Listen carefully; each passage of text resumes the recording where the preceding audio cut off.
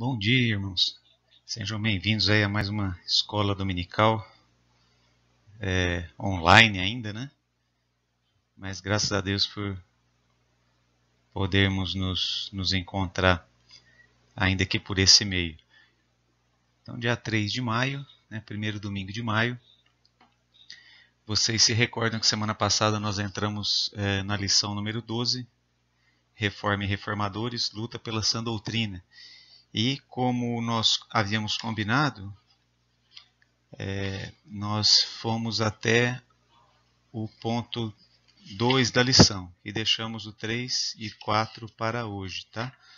Uma das lições maiores do nosso livro, e hoje nós vamos dar continuidade. Então, só para a gente retomar o primeiro slide aí, ok? 12b, Tito 1,9, apegado à palavra fiel, que é segundo a doutrina, de modo que tenha poder tanto para exortar pelo reto ensino, como para convencer os que o contradizem. Então, isso aí é um versículo lá de Tito, capítulo 1, versículo 9. Esse é um dos textos aí de base da lição. Então, conjuro-te, pois, diante de Deus e do Senhor Jesus Cristo, que há de julgar os vivos e os mortos na sua vinda e no seu reino, que pregues a palavra, instes a tempo e fora de tempo, redarguas, repreendas, exortes, com toda a longanimidade e doutrina. Porque virá tempo em que não suportarão a sã doutrina, mas, tendo comichão nos ouvidos, amontoarão para si doutores conforme as suas concupiscências, e desviarão os ouvidos da verdade, voltando às fábulas. A gente trabalhou nesse texto aí semana passada. Peço que você aí tenha atenção aqui ao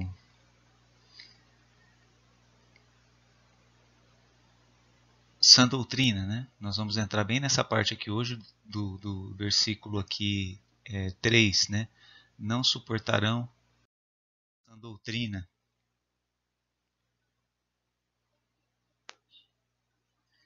E vamos adiante então. O alvo da lição, que a gente sempre coloca, né? Saber, sentir e agir. Saber, compreender a importância da sã doutrina e sua defesa. Sentir, alertar-se para os perigos das heresias. Vocês vão perceber que nós não vamos entrar assim diretamente em heresias de modo específico, porque é muito difícil tratar heresias porque elas estão em constante mudança. Então, já é entendimento assim de quase todos os estudos desse assunto, é que é melhor você identificar com clareza a verdade, porque tendo isso com clareza na sua mente, você consegue identificar as heresias quando elas chegam, né? Então, assim, ao invés de perder tempo, e a palavra é essa mesmo, perder tempo estudando uma heresia, por que perder tempo? Porque a hora que você termina de reunir os elementos ali para trabalhar com ela, ela muda, né? Então a heresia ela não tem um lastro onde ela se prenda, ela é móvel, né? Até uma palavra usada no Novo Testamento para defini-la é vento. Então, o caminho que é adotado aqui é ficar em cima da verdade, da doutrina bíblica, do Evangelho, e com isso o cristão ele tem condições de identificar o erro. E em terceiro ali, agir, preparar-se para defender a fé por meio do estudo da palavra.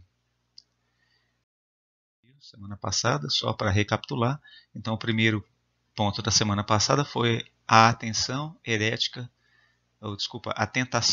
na história. Então a tentação herética na história, a gente viu um pouco disso. As heresias colocadas dentro da própria escritura ali, né, os problemas do Antigo Testamento, um pouco no Novo Testamento também. Hoje nós vamos nos ater bastante no Novo Testamento. Número 2 ali, sola Escritura, autoridade e suficiência das Escrituras. Então nós vimos que especialmente a gente deu uma atenção ali para a Confissão de Fé de Westminster, e a gente viu que ali naqueles homens daquele período, eles procuraram definir bem no que se devia crer, colocaram no papel, né? Tiraram a confissão de fé das escrituras e colocaram no papel. Isso é muito útil, né? É perigoso aquele sentimento, e até um pouco assim inocente, né? De somente as escrituras no sentido assim de escritura e mais nada além dela, porque se a gente pensar bem, todos os grupos aí heréticos, eles têm a Bíblia também. E a questão, o que difere então a igreja verdadeira dos grupos heréticos?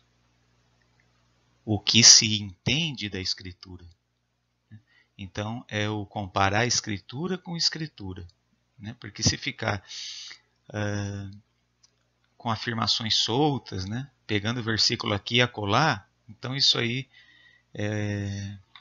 a gente evita isso daí. Né? A gente não vai por esse caminho. Então, a gente vai sim no caminho das confissões de fé, sempre lembrando que não é nada mais, nada menos do que o Senhor Jesus falou para Pedro, né? E vocês, o que vocês dizem de mim? Então, ele forçou o apóstolo Pedro a fazer uma confissão de fé ali. Um texto fundamental aí também, Atos 20, versículo 28 e 31, junto com aquele lá de Timóteo, ali Paulo falando com Timóteo para ele insistir sempre na doutrina, né, que ali ele tinha o seu porto seguro. E aqui também, em Atos 20, versículo 28 a 31, é o apóstolo Paulo também tendo uma reunião. Ele estava indo para Jerusalém, ali ia ser o final do seu ministério, e ali ele está tendo uma reunião com várias lideranças das igrejas ali da Ásia. Talvez fosse a última vez que eles se veriam face a face. Então Paulo disse essas palavras aí: atendei por vós mesmos e por todo o rebanho sobre o qual o Espírito Santo vos constituiu bispos, para pastoreardes a igreja de Deus, a qual ele comprou com o seu próprio sangue. E sabei que... então eu tentei grifar algumas palavras ali importantes, né? Pastoreardes, então a gente estava falando com pastores. Aqui aparece uma doutrina fundamental. Né? O que é a igreja de Deus? São aqueles que são comprados com o sangue de Jesus. Né? Versículo 29. Eu sei que depois da minha partida entre vós penetrarão lobos vorazes que não pouparão o rebanho. A gente vai ver isso daí com um pouco mais de atenção na sequência. Penetrarão lobos vorazes. Verso 30. E que dentre vós mesmos se levantarão homens falando coisas pervertidas para arrastar os discípulos atrás deles. Então no 29 você tem uma ameaça de fora, penetrarão lobos vorazes. Ele está falando do quê? Do rebanho, né? Que ele disse lá em cima, apacentai o rebanho. Está falando da igreja. Então aqui na sequência ele está falando, vão surgir lobos vorazes de fora. Esses aqui são os falsos mestres, né? São os portadores de heresia. E no verso 30, dentre vós mesmos vão se levantar homens falando coisas pervertidas. A perversão aqui é no sentido de corrupção do ensino, de perverter, né? De inverter o sentido de algumas partes, né? Algumas bases bíblicas, algumas doutrinas, dando origem então às heresias. E qual que é o intuito deles ali? Versículo 30 aqui na parte final. Para arrastar os discípulos atrás deles. Então a gente sempre vê esse modo aí, se a gente olhar a heresia ao longo da história, sempre aparece alguém com algum tipo de ensino aí que é atraente, né, que desperta curiosidade. E com tristeza, né, muitas vezes leva cristãos atrás dessas promessas vazias e coisas assim. Versículo 31. Portanto, vigiai, lembrando-vos de que por 3 anos, noite e dia, não cessei de admoestar com lágrimas a cada um. Então, mais uma vez, qual deveria ser o comportamento da liderança cristã ali e das próprias igrejas diante da ameaça do surgimento de heresias de fora, heresias de dentro? Ele fala que eles deveriam vigiar. E chama atenção também o tempo que o apóstolo Paulo passou, e ele está cobrando isso daquela liderança. Eu fiquei 3 anos com vocês falando sobre isso. Né? Ele está remetendo aquele tempo longo que ele ficou lá em Éfeso. E aí as pessoas chegavam ali, ele pôde trabalhar por esse tempo extenso ali numa coisa que eles chamaram de uma escola, né? Então, ele falou assim, e é até curioso para nós, né? Então, ele ficou 3 anos ali com eles e ele está cobrando que, do que eles aprenderam nesses 3 anos, eles apliquem para ficarem seguros contra os falsos apóstolos ali que estavam ameaçando o rebanho. Né? A gente fica numa situação assim, puxa, 3 anos, né? Ele está considerando esses 3 anos como um tempo bom, né? Ai, ai. Deus tenha misericórdia de nós, né? Agora vamos pegar aí o nosso livro, né? Leia a definição de doutrina, né, do dicionário Webster de 1828. Vamos ver aqui em que página nós estamos. Lembrando que a minha página aqui não bate com a de vocês, né? A minha é a 102. Talvez a de vocês seja um pouco menos. Mas ali aparece então, né? Está pedindo para a gente ler a doutrina conforme esse dicionário aí define. Então, ele diz assim, num sentido geral, aquilo que é ensinado. Logo, um princípio ou preceito de qualquer ciência, o que for colocado como verdade por um instrutor ou mestre. A doutrina do Evangelho são princípios ou verdades ensinadas por Cristo ou seus apóstolos. As doutrinas de Platão são os princípios ensinados por ele. Portanto, uma doutrina pode ser verdadeira ou falsa, pode ser uma pressuposição ou opinião. Então, bem interessante essa definição aí desse dicionário antigo, né? Então, ele fala que a doutrina é sempre oriunda de alguém. No caso do Evangelho, ela é proveniente de Jesus e dos apóstolos. Isso coloca um ponto importante, porque a doutrina toda está ali. Jesus Cristo e os apóstolos que, por assim dizer, formaram, né, o próprio texto do Novo Testamento fala que os apóstolos são parte do fundamento da igreja, do qual Cristo é a pedra principal. Então, Cristo, a pedra, né, o fundamento, e aí a igreja é colocada em cima do fundamento dos apóstolos também. Não tem nada a ver com a obra redentora isso daí. Cristo sim é a obra redentora, né? Então ele traz o evangelho do céu para nós. E posteriormente os apóstolos, eles são os portadores dessa mensagem e eles vão colocar isso para a igreja em primeira mão. Né? Então é isso que está dizendo. O que ele quer colocar também é que a partir dos apóstolos a doutrina cristã está fechada, né? E ela não tem mais nada a ser acrescida.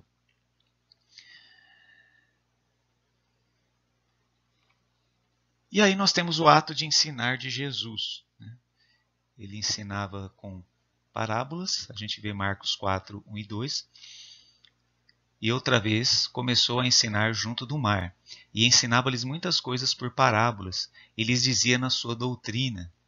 Então, sempre enfatizando o fato que o que Jesus fazia, ele fez naqueles 3 anos de ministério. Ensinou, ensinou e ensinou de novo. Ele ficava... Essa era a sua ocupação. Né? Orar e ensinar. Ele orava e ensinava. Sempre, sempre assim. Em terceiro, aprendizado, conhecimento. Né? Nós temos ali Isaías 28, 9 e 26. A quem, pois, se ensinaria o conhecimento? E a quem se daria a entender a doutrina?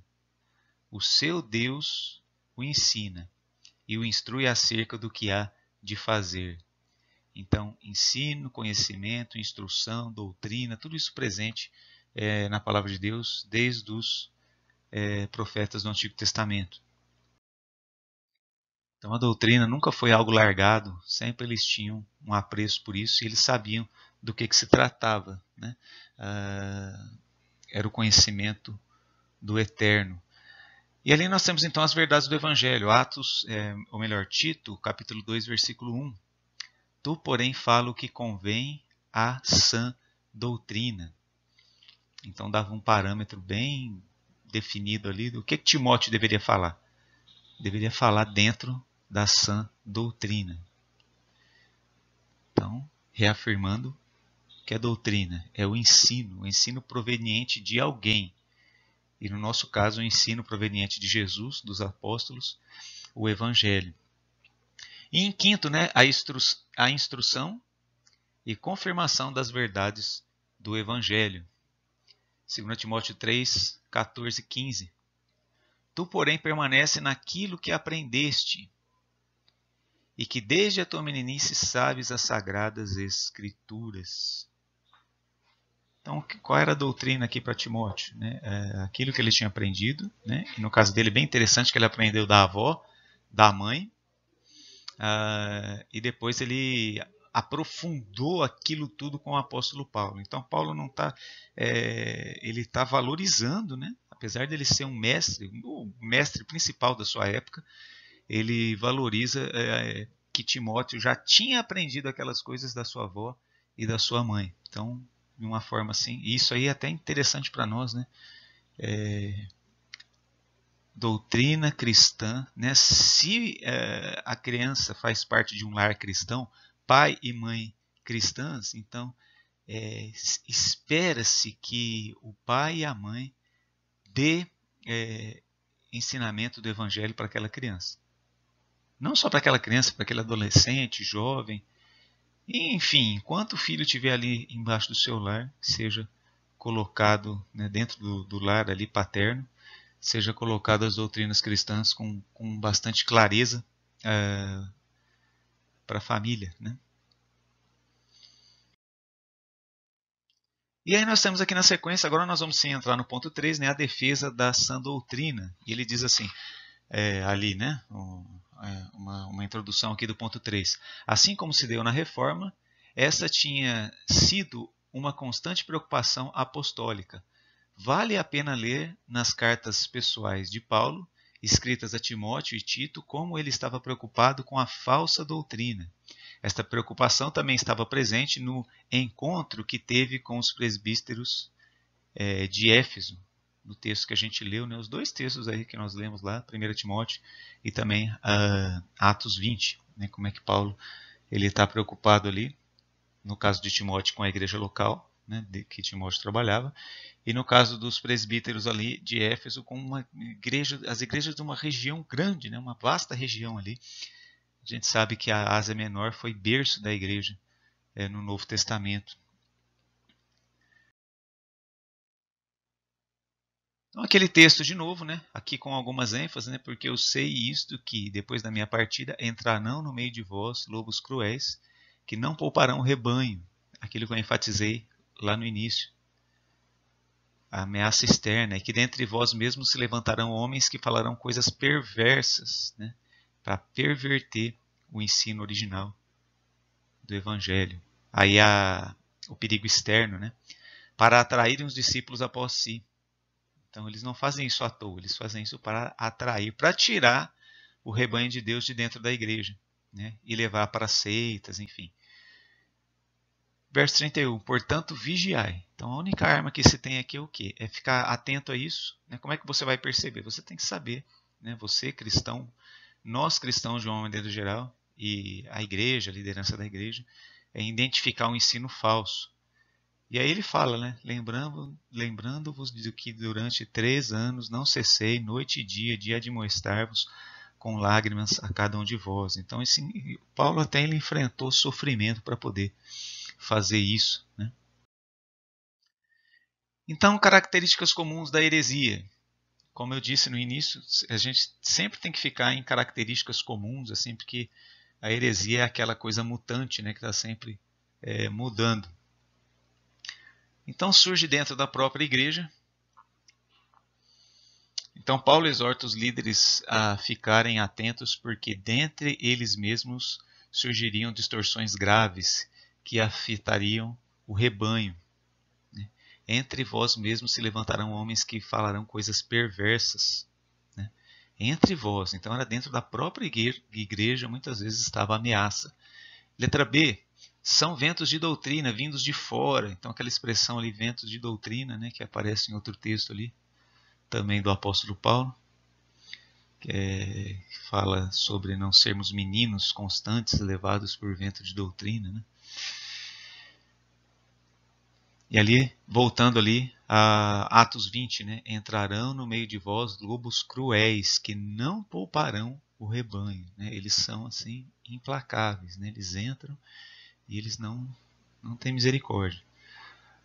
Usam de sutileza, os ensinos não são assim ensinos que chegam batendo de frente, mas eles vão sorrateiramente, chega concordando, mas sempre esconde alguma pequena dúvida, coisas que vão depois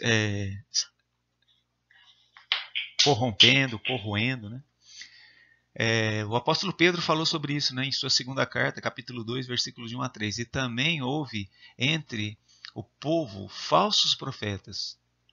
Então ele está remetendo à história antiga de Israel. Como entre vós haverá também falsos doutores. E aí ele traz para a igreja, que introduzirão encobertamente heresias de perdição. E negarão o Senhor que os resgatou, trazendo sobre si mesmos repentina perdição. Então isso aqui é uma das palavras mais graves no Novo Testamento. E ele continua, e muitos seguirão as suas dissoluções, pelos quais será blasfemado o caminho da verdade. Então olha o malefício das seitas, das heresias.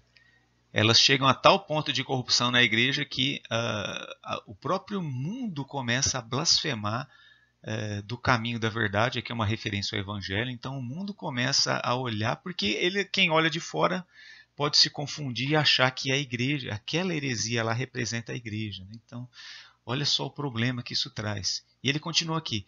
E por avareza farão de vós negócio com palavras fingidas, sobre as quais já de largo tempo não será tardia a sentença, e a sua perdição não dormita. Então aqui até nós podemos pensar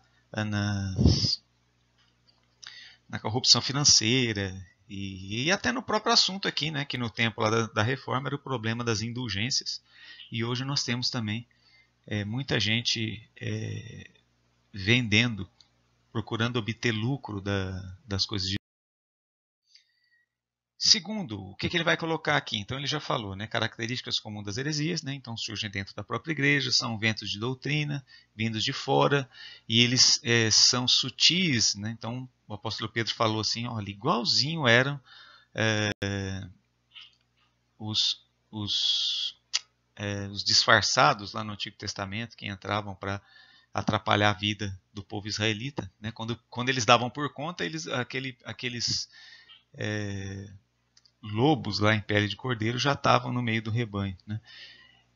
E o que vem em seguida? Cuida de ti mesmo e da doutrina. O que nós vamos fazer? Porque o apóstolo Paulo falou para Timóteo, cuida de ti mesmo e da doutrina. E a letrinha A, então, ele começa falando sobre a boa doutrina. Então foi assim que o apóstolo Paulo advertiu o jovem pastor Timóteo.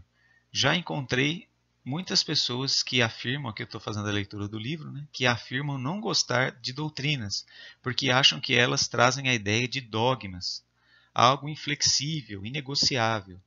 Se você pensa dessa forma, sugiro que anote na Bíblia quantas vezes aparece a expressão doutrina, apenas nas cartas de Paulo a Timóteo e a Tito.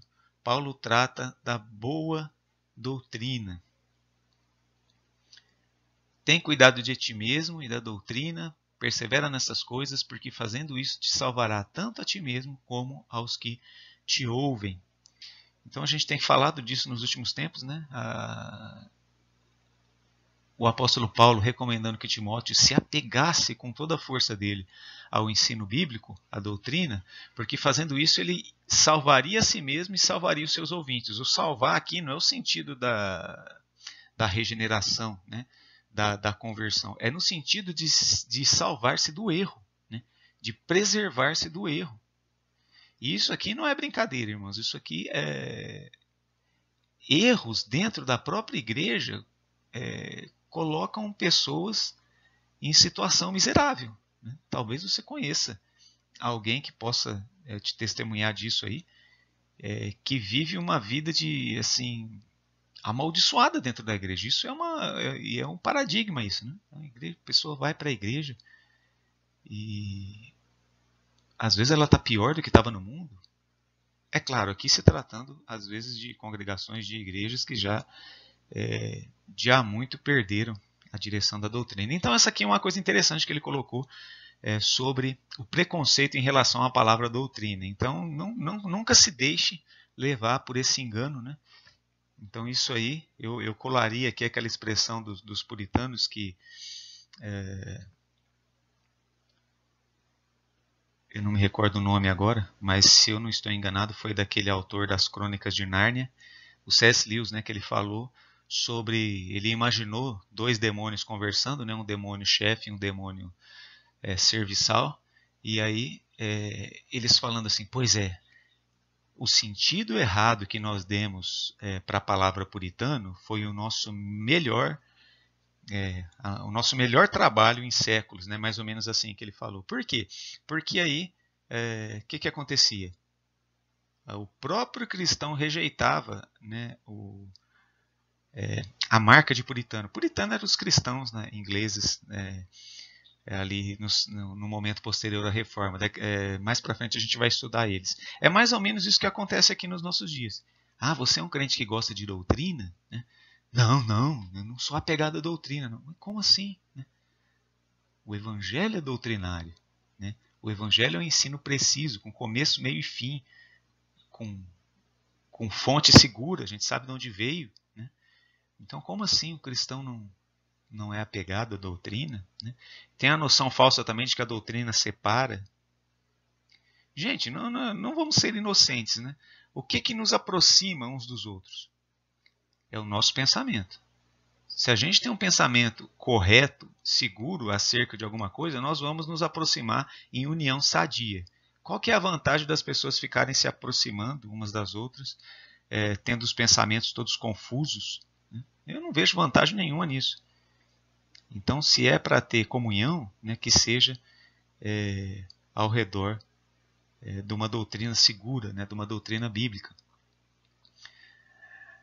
Ainda em 1 Timóteo capítulo 4, versículo 6, propondo estas coisas aos irmãos, serás bom ministro de Jesus, Cristo, criado com as palavras da fé e da boa doutrina que tens seguido. Então, o Novo Testamento, ele desperdiça a palavra doutrina. Desperdiça no bom sentido, assim, ele usa com fartura, ele não tem receio de colocar a palavra doutrina. Né? Então, que os cristãos também...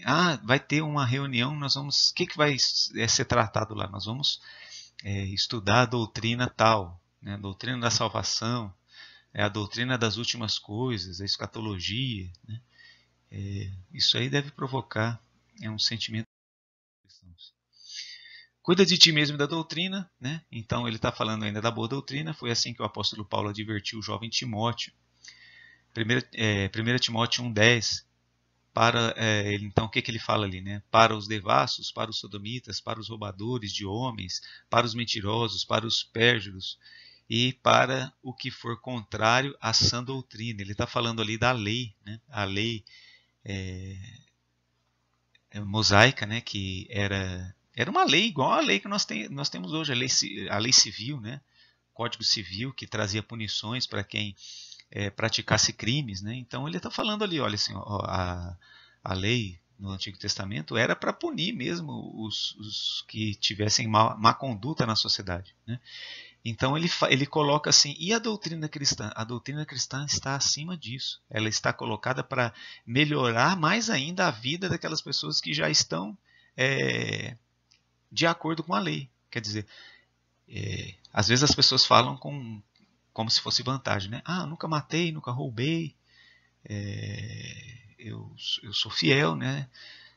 Sou um marido fiel, uma esposa fiel. Isso aí seria mais ou menos assim, isso aí é obrigação, né? Isso aí é o que a lei coloca como obrigação. Se você não é isso aí, você, né, no Antigo Testamento você seria um criminoso, né? Em alguns sentidos, no Novo também, em algumas coisas. Mas a doutrina cristã vai além disso, né? Ela confere um nível mais elevado para o sujeito que já vamos dizer entre aspas assim, moralmente correto. Deus não espera que a gente fique só naquilo. E Tito 1,9, retendo firme a palavra fiel, que é conforme a doutrina, para que seja poderoso tanto para admoestar com a sã doutrina. Admoestar é conversar, né, insistentemente, é convencer o outro, né? E às vezes nós precisamos convencer até os nossos em casa, né? Pensando assim em filhos, né? Para convencer os contradizentes, né? Então aquelas pessoas que Deus coloca, né, no nosso convívio, e Ele nos dá assim condições para debater sobre a verdade com eles, né? O que a gente vai usar para fazer isso aí? Doutrina. Não tem outra coisa. Deus não espera outra coisa de você. Então, ficar compartilhando experiências, falar, como foi bom isso, como foi bom aquilo, né? Isso aí não é evangelho, né? Não está evangelizando. Não vai fazer qualquer mudança importante na vida da pessoa. Eu estou pensando aqui na conversão e na salvação, né? Tu, porém, falo que convém ao quê? A sã doutrina. Tito 2:1. Então era isso que se esperava na igreja, se esperava entre o povo de Deus.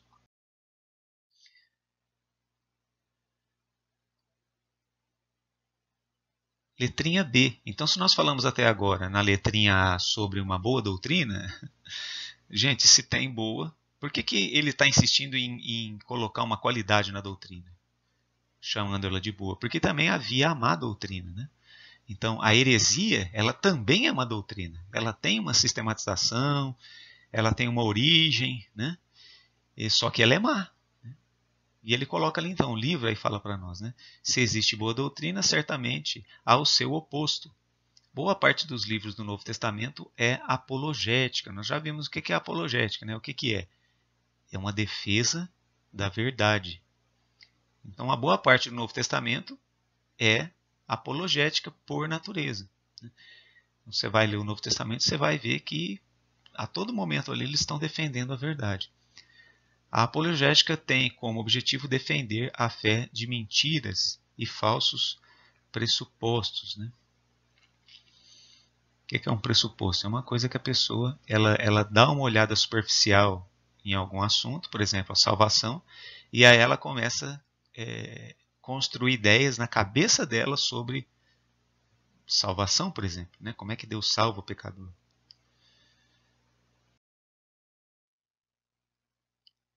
Então agora vamos entrar aqui na má doutrina, né? Então Judas, né, naquela questão apologética do Novo Testamento, né? Nós temos aqui o Novo Testamento defendendo e condenando a má doutrina e defendendo a boa. Judas, capítulo 1, 3, né? Nem precisa falar capítulo 1, que Judas é um capítulo só, né? Então ali o apóstolo, na verdade aqui é o irmão de Jesus, né? Não é o apóstolo Judas, mas é o irmão de Jesus, então ele está falando ali, amados, procurando eu escrever-vos com toda diligência acerca da salvação comum, tive por necessidade escrever-vos e exortar-vos a batalhar pela fé uma vez dada aos santos. Então ali você tem uma definição de apologética. O que é apologética? Batalhar pela fé. Então ele considerava que essa fé já tinha sido dada aos santos. Né? Do que ele está falando? Ele está falando do evangelho que procede de Jesus e é estabelecido na igreja pelos apóstolos. Então Judas não é um apóstolo e então é significativo que ele está falando isso. Né? Ele já está trabalhando em cima do ensino apostólico. Né? E o versículo 4 ali também de Judas, né? Porque se introduziram alguns que já dantes estavam escritos para este mesmo juízo, homens ímpios que convertem em dissolução. O que é dissolução? É dissolver, né? Desmanchar, prejudicar. E aqui também no sentido aqui desse versículo é aquela coisa de graça de Deus, né? A graça de Deus não tem mais condenação, eu sou salvo de qualquer maneira e eu posso viver de modo descuidado. Então ele fala assim, os que convertem em dissolução a graça de Deus e negam a Deus, único dominador e Senhor nosso, Jesus Cristo. Então ele está falando contra essas pessoas. O que ele está usando para isso? A fé que uma vez foi dada aos santos. Né? Em outras palavras. 2 Timóteo 2, 17, 18. E a palavra desses roerá como gangrena. Do que ele está falando? Da má doutrina. Então, o que a má doutrina faz? Ela corrompe, ela mata, né? Igual a gangrena mata um membro. O que é uma gangrena? É quando falta oxigênio, né? Falta sangue numa determinada parte do corpo e ali o tecido morre, apodrece. Né? E ele continua, entre os quais são Hermineu e Fileto. Ele deu o nome dos sujeitos que estavam fazendo o ensino corrompido ali, né? Ensinando heresia. Deus não chamou pelo nome, os quais se desviaram da verdade, dizendo que a ressurreição era já feita. Então, ele não somente cita as pessoas que estavam trazendo o ensino errado, mas ele também fala que ensino era esse, né? Dizendo que a ressurreição já era feita e perverteram a fé de alguns. Né? Lembrando que no Novo Testamento eles estão esperando o retorno de Jesus Cristo. Né? Então isso aqui pode ter alguma coisa a ver com dizer algo ao contrário, né? Falar para os cristãos, olha, a ressurreição já passou, e então aí a gente não sabe o que eles queriam com isso. Né? Eles queriam prejudicar a igreja, com toda certeza. Né? E ali um outro texto, 1 Timóteo 4, 1 a 3. Mas o Espírito expressamente diz que nos últimos tempos apostatarão alguns da fé, dando ouvidos a espíritos enganadores e a doutrinas de demônios, pela hipocrisia de homens que falam mentiras, tendo cauterizado a sua própria consciência, proibindo o casamento e ordenando a abstinência de alimentos que Deus criou para os fiéis e para os que conhecem a verdade, a fim de usarem deles com ações de graças. Então olha aí que interessante, um exemplo, uma referência clara, né, no Novo Testamento sobre hereges, sobre falsos mestres que estavam ensinando, né, o que ele chama ali de mentiras, né, cauterizando a própria consciência. Cauterizar é fazer uma cicatriz ali, né, proibindo o casamento. Então uma doutrina, uma falsa doutrina clara aí de abstinência, de ascetismo, né? De aquela pessoa que... Qual que era a visão aqui? Tudo no mundo é mal. Tudo no mundo é mal. Né? Então a gente tem que se separar do mundo, viver uma vida santa. Santidade para eles aqui era se separar, né? Era ficar isolado. Nada disso. Né? Jesus falando a Deus na sua oração sacerdotal ali em João 17, fala que pede para o Senhor nos proteger, porque Ele não está tirando a gente do mundo. Né? Pelo contrário, Ele está deixando a gente no mundo. E nós precisamos lidar com isso. Né? Então isso aqui é também uma heresia. E ali, chegando na parte que é mais ou menos conclusiva, da letrinha do cuida de ti mesmo e da doutrina. Né?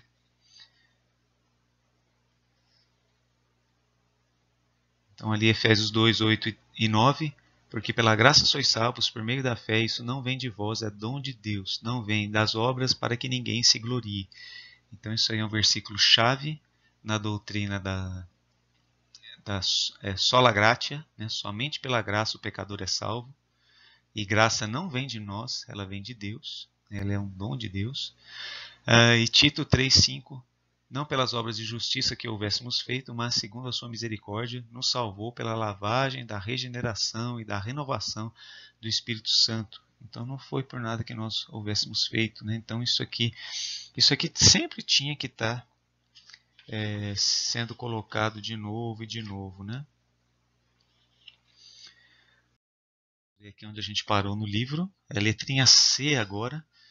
Então ele vai falar sobre outras doutrinas. Então ele falou sobre a sã doutrina, sobre a má doutrina, e aqui ele formou uma separação. Né? Vamos ver o que ele coloca aqui.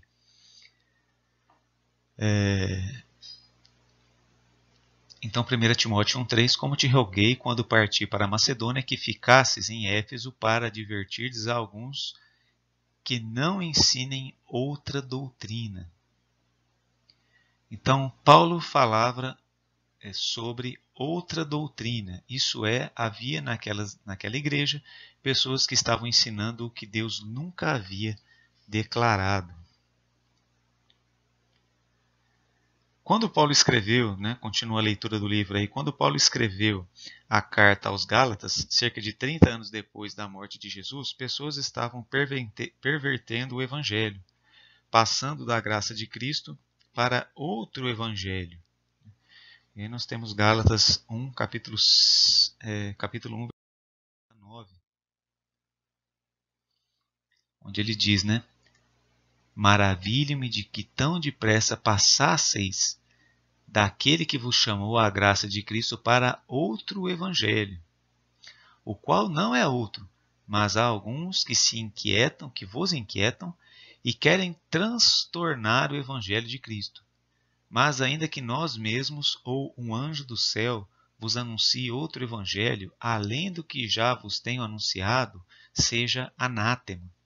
Então, seja amaldiçoado ali, condenado ao inferno, Palavra forte aí, E versículo 9.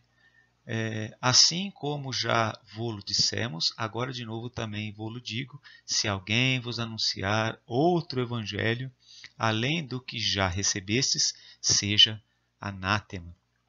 Então aqui ele coloca isso como outras doutrinas, e aqui o que ele está tratando? Ele está falando aqui de um ensino que é colocado como evangelho, então você vai nesse tipo, aqui você tem o evangelho, mas aqui é uma heresia mais difícil, porque ele concorda aqui, que na verdade não é outro, mas ele é um evangelho transtornado.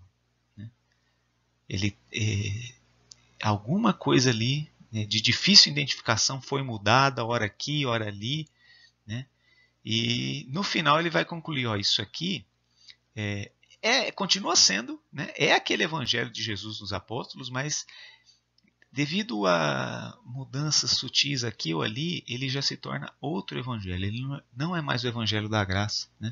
Nós podemos pensar aqui em alguns ramos do cristianismo que infelizmente são dessa forma.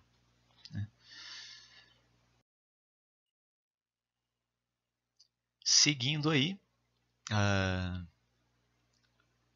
o que ele diz, Não existe outro evangelho. Nada pode substituir o evangelho, ser colocado no seu lugar ou adicionado a ele. O evangelho ou é puro ou não é evangelho. Paulo afirma que, ainda que um anjo vindo do céu pregasse outro evangelho, deveria ser considerado maldito. Então Paulo imagina uma situação ali, mesmo que venha um anjo aqui falar, você não aceita. Então olha só que interessante, que ele coloca aqui. A palavra de Deus escrita, a autoridade dela é superior aos anjos. Porque é isso que ele está falando aqui. Então, que é uma situação hipotética, mas sei lá, de repente, sabe lá o que pode acontecer, mas ter assim uma situação dessa, você vai conferir o que é falado. Então, no sentido aqui, o que ele quer colocar? Não importa quem fale, o que importa é o evangelho registrado na palavra de Deus. Nosso quadro é Reforma para hoje, então ele fala, existe outro evangelho, outra doutrina sendo ensinada hoje em dia, e não devemos nunca aceitá-los. Rejeitar a verdadeira doutrina pode nos destruir espiritualmente, como afirma as Escrituras. Cuida de ti mesmo e da doutrina. 1 Timóteo 4,16. Nós precisamos estar alertas como os irmãos de Bereia, que receberam a palavra com toda a avidez, examinando as Escrituras todos os dias para ver se as coisas eram de fato assim. Então, de onde até a gente usava esse nome aí para a nossa classe, os bereanos, Atos 17, verso 11. Para isso devemos perseverar aí em Atos 2:42, né? Na doutrina dos apóstolos e na comunhão e no partir do pão e nas orações. Então ele fala ali da comunhão na igreja como um elemento fundamental para conservar a doutrina, certo? Essa parte aqui é mais rapidinho, então vamos dar um passo além aqui e concluir a nossa aula aqui no ponto 4, né? Então, de volta às Escrituras. Então, no século XVI, a igreja estava morta, pois falhar na interpretação da palavra gera grave distorção na missão da igreja. Então, por terem perdido os fundamentos bíblicos e a palavra não ser mais acessível às pessoas, ninguém mais sabia das verdades genuínas do Evangelho. Então, o estudo da Bíblia era prerrogativa dos padres e com motivação meramente acadêmica. Então, não tinha assim uma preocupação de estudar para transmitir aquilo que se aprendia para as pessoas, né? E com isso, muitos, você imagina, né, muito da liderança eclesiástica simplesmente não estudava, né? Tinha alguns que estudavam, mas a grande maioria não tinha, né? Uma vez que eles não tinham que transmitir aquilo para alguém. Havia aqueles que estudavam para si mesmos, né? E aí tinha os heróis, né, da reforma que estudavam para si mesmos e insistiam em ensinar os outros, né? E continuando aí o livro, então, os leigos ignoravam as palavras, as verdades da palavra, continuando na ignorância e no obscurantismo. Então era uma época de muito obscurantismo, né, as pessoas criam em magias, né, em simpatias, em coisas desse gênero, né?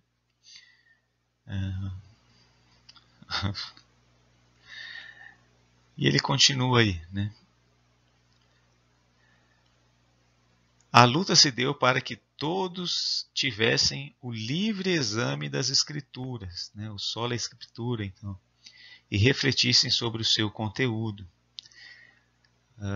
Os mestres lá da época de Lutero brigavam muito com ele, né? Falaram assim: se você colocar a Bíblia na mão das pessoas, vai produzir toda sorte de heresias, né? E aí ele respondia algo mais ou menos assim, falou assim: mas as heresias já estão acontecendo, né?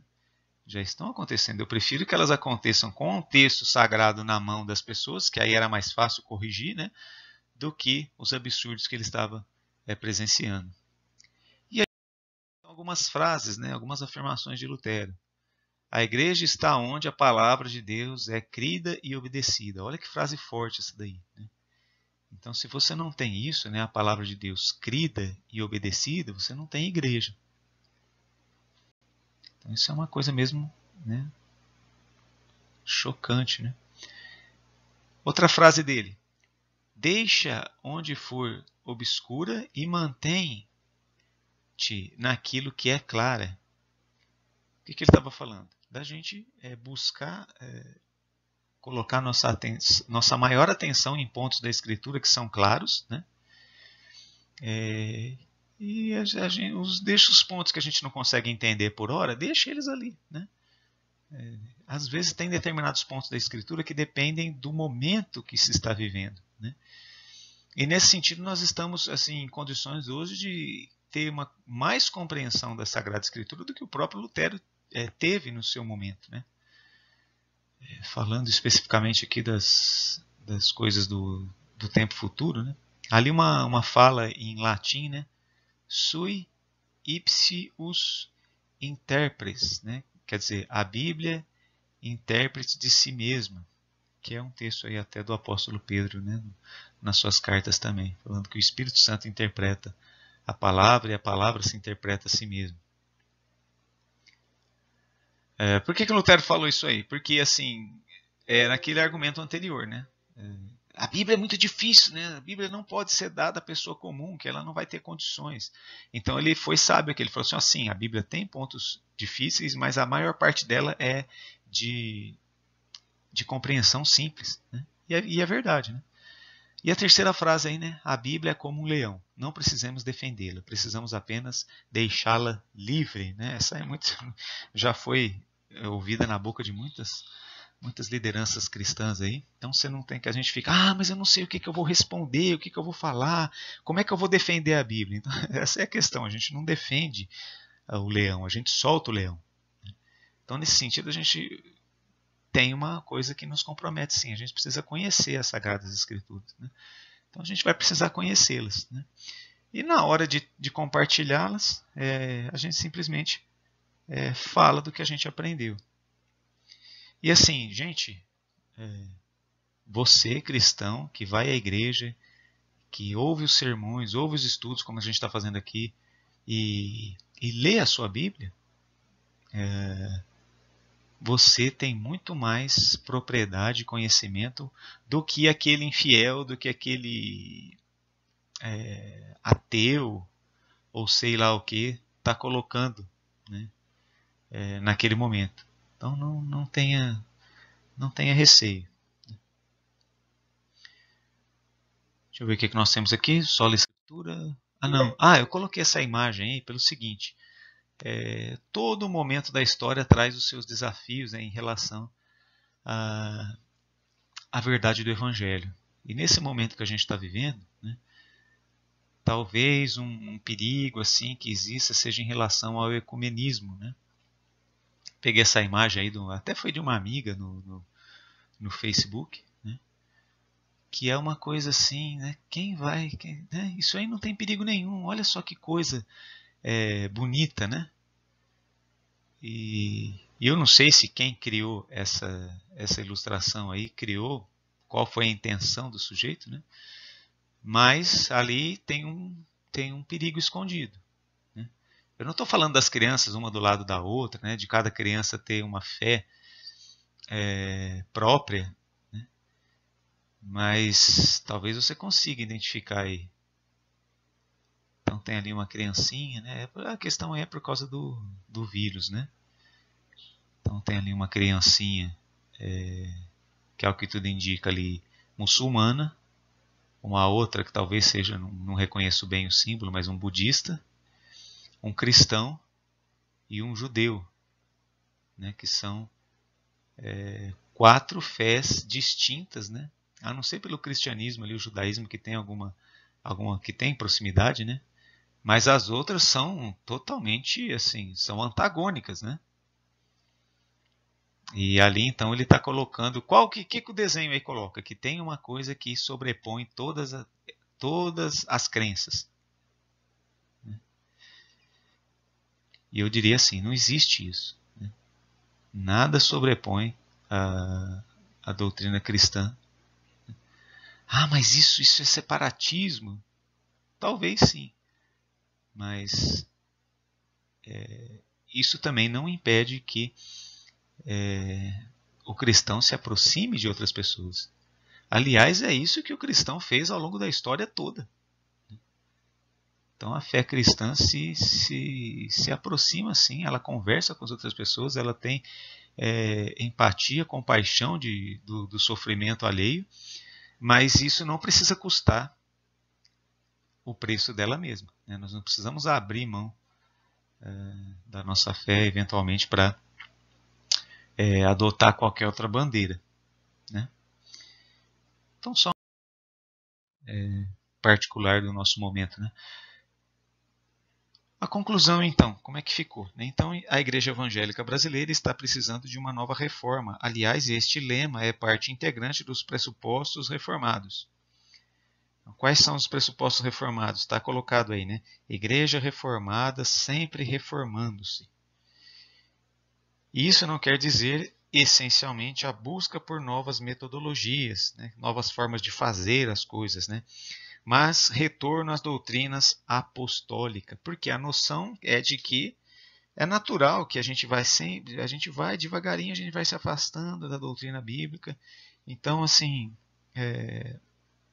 esses reformando-se sempre não é nada diferente do que a pregação bíblica domingo após domingo, onde a gente vai acertando, né, pequenos erros, pequenos desvios que até entram durante a semana. Talvez esse exemplo aí que eu acabei de citar pode se enquadrar aqui, né? Então, como afirma o reverendo Hernandes Dias Lopes, né, que é uma liderança destacada aí da Igreja Presbiteriana do Brasil. Vamos ver o que ele diz. Nossos púlpitos têm pregado prosperidade no lugar de arrependimento, têm pregado curas e milagres em lugar de novo nascimento, têm pregado psicologia de autoajuda em lugar de ajuda do alto, têm pregado antropocentrismo, que é colocar o homem no centro, né? Em vez de Cristo, coloca o homem no centro. Antropocentrismo idolátrico. É fácil de entender, né? Porque se na igreja Cristo tem que ocupar o centro, se outro qualquer ocupa esse lugar, é uma idolatria, né? E ele continua, vírgula, em vez de pregar a soberania de Deus. Então é muito importante nesses dias que nós estamos passando. Deus continua soberano. Né? E a centralidade e Cristo e o poder do Espírito Santo. Então é isso que a igreja tem que pregar.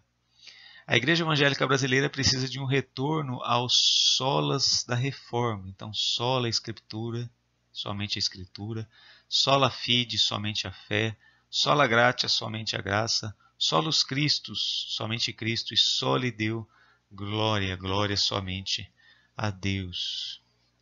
Então vamos orar. Senhor nosso Deus e Pai, muito obrigado por esse tempo que o Senhor nos permite estarmos juntos aqui, compartilhando a Tua Palavra, estudando ela. Obrigado pelo material, mas sobretudo nós te agradecemos pelo Teu Santo Evangelho, pela Tua Palavra, pelo Antigo e Novo Testamento, esse livro bendito que traz a Palavra, ele é a Palavra do Senhor, e nós podemos ter o Senhor falando conosco em todas as oportunidades, e te agradecemos por mais esta. Ajuda-nos, ó Pai, a fazer o que foi colocado aqui, a valorizar a doutrina bíblica, valorizar o Teu ensino, e que a gente consiga, com isso, nos precaver, né, nos vacinar contra a má doutrina, né, e os outros evangelhos que circulam por aí, que na verdade não são o evangelho da sua salvação. Há só um evangelho, Pai, é só um evangelho que nos salva, o evangelho bendito, a morte, sepultamento e ressurreição do nosso Senhor Jesus Cristo, Teu Filho, pelos nossos pecados. Em nome dele nós oramos agradecidos. Amém.